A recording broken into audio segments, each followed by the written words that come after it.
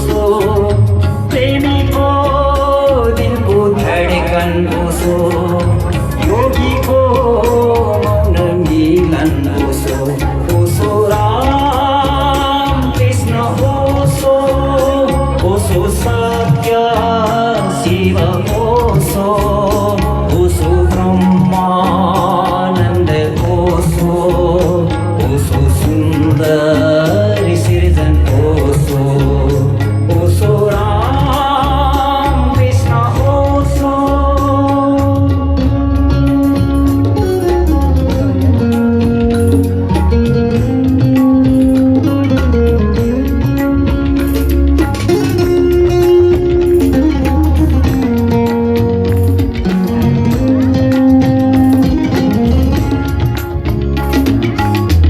अंधकारमा प्रकाश प्यारा ओसो मृत्युमा अमृतधारा ओसो अंधकारमा प्रकाश प्यारा ओसो मृत्युमा अमृतधारा ओसो जोरवार बुद्धको सङ्गम ओसो समाधानको साक्षी प्रियतम ओसो ओसो राम कृष्ण ओसो ओसो सत्य शिव ओसो ओसो ब्रह्मानन्द ओसो ओसो सुन्दर सृजन ओसो ओसो राम कृष्ण ओसो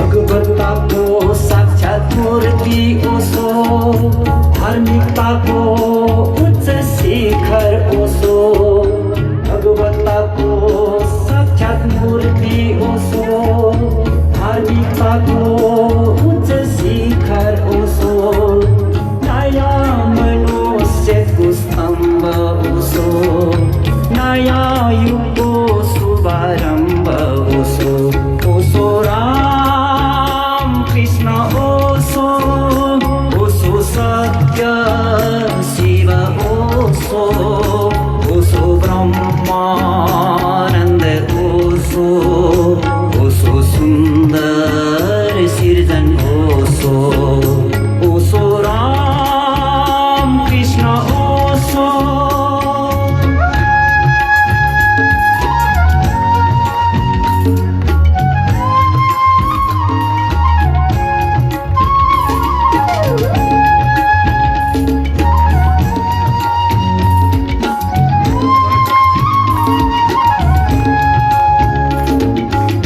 जागरणको पूर्व सन्ध्या ओसो समसरताको छन्द ओसो जागरणको पूर्व सन्ध्या ओसो समसरताको छन्द ओसो अहङ्कारको महामृत्यु ओसो यासुहरको परम तृप्ति ओसो ओसो राम कृष्ण ओसो ओसो सत्य शिव ओसो ओसो ब्रह्मानन्द ओसो ओसो सुन्दर सृजन ओसो ओसो राम कृष्ण ओसो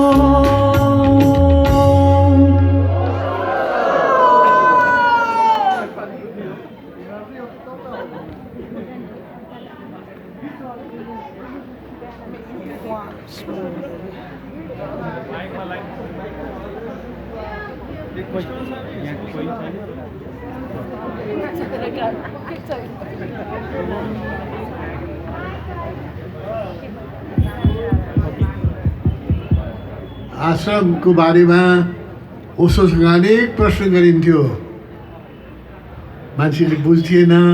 जो सुरु बेला आश्रमको कन्सेप्ट अर्कै थियो, ओशोले अर्कै ढङ्गले चलाइराख्नु भएको थियो। त्यस्तै एउटा प्रश्न छ, आज पनि यो सान्दर्भिक छ, हामीसँग मान्छेहरूले सोध्छन्।